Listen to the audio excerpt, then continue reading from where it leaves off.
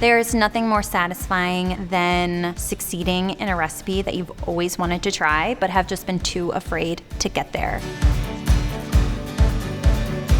I never liked chemistry in high school, but when there's food involved, it's suddenly more interesting.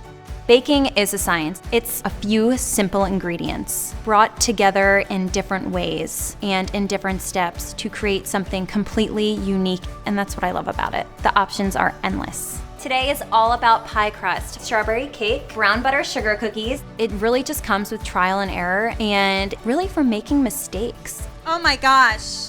I grew up with baking in my family. My grandmother always made everything from scratch. I just remember sitting at her table, eating everything together as a family.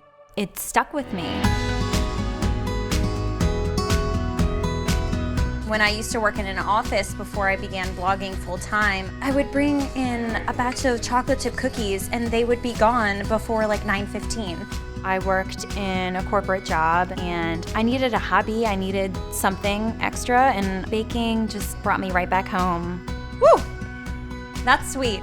My blog started with, I want to share these recipes with my friends. Instead of just emailing them the recipe, why don't I just put them somewhere so they can find it? I just kind of treated it as like an online recipe journal, and I would just plug recipes in. I'd take a picture with my iPhone. It was nothing. I had a lot of people hop over from Pinterest, and I remember I had 25,000 page views in one day, and it was so high that my website server couldn't handle it anymore and I had to upgrade. It was just so crazy how fast everything happened. That's when I started to get emails from strangers across the country. They were making my recipes, and this was so crazy, but also so cool. They just started to turn into really dedicated readers, and it was just so fun to be connecting with these people who also have a passion for baking. I knew that other bloggers were, making an income off of their blog. Never could I have a blog full-time and support myself. I mean, that could never happen. Who does that? That's crazy. I didn't receive my first paycheck for the first 8 months, but that just kept me going, and I loved doing it. I loved the feeling of pressing publish. I have been keen on the fact that I am the only author on my blog, and I found that my favorite way of writing is just writing how I talk. I want readers to feel like they are sitting down with a friend, and a friend is just teaching them how to make a chocolate cake from scratch. It is a huge learning curve to run a business. I had no idea what I was doing, but you learn as you go. There's just a lot of little hats that you need to wear. You're a photographer, you're a writer, you're an editor, you're a boss, you're a baker, of course. But at the heart of it, if there's passion there, none of that feels like work. When I was approached to write a cookbook, I was still working full time, and I had this blog that was taking more and more time to run. And I was like, well, which path do I take? I can't possibly do all of this at once. So I quit my job, and I said, if I'm gonna do this, I'm gonna do it 100%. And I haven't turned back. My now husband, boyfriend at the time, he was taking a photography class, and he taught me the basics of this little fancy camera. And then I started to really develop an interest in food photography, and I was not good at all. In the beginning, I would take maybe 200 pictures per recipe just to get 3 that I liked.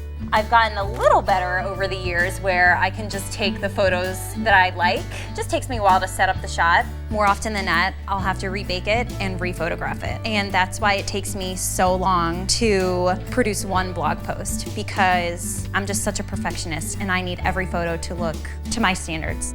When I started my blog, I was posting what you should bake. It's kind of transitioned into teaching readers how to bake. I'm going to spoon and level my sifted cake flour. If you scoop it out of the flour bag or canister, you could really be packing that flour down, which would result in a really dense cake. What really goes into this? What's the chemistry behind it? My readers and I are kind of learning it together. I share what I learn, and then they learn, and they teach me.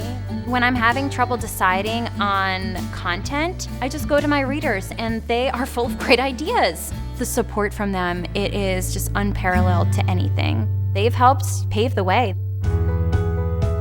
Should it be more pink than this? It's perfect. It came to a point where there was just so much work for me to do. I thought maybe it's time to have an assistant. I needed support because it's impossible to do it all yourself and stay sane. It's just a lot of work. Reply and just say, the caramel morsels ?